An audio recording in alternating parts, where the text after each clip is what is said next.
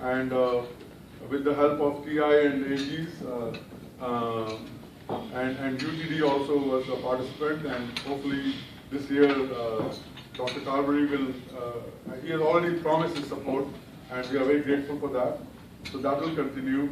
We did our first annual golf tournament last year, and this will become an annual event.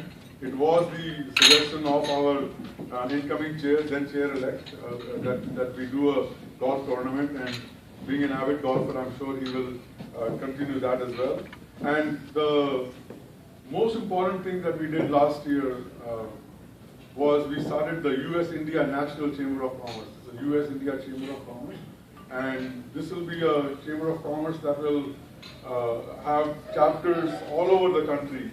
And Dallas will become one chapter. This will be headquartered in Dallas.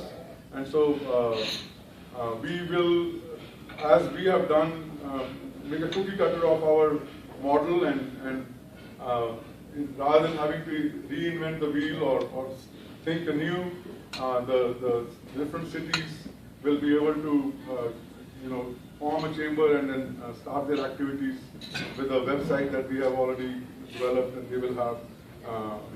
And all of this was done not by, none of the credit goes to me. The team was working, everybody had their own charges, and it was getting accomplished, and I get to say that I feel lucky, but all the accomplishments belong to not me. I want to also share with you that because of the service that has been done in the area of trade and industry, our founding chairman, Mr. A.K. Mago, received from the Government of India the highest award that can be conferred on an individual.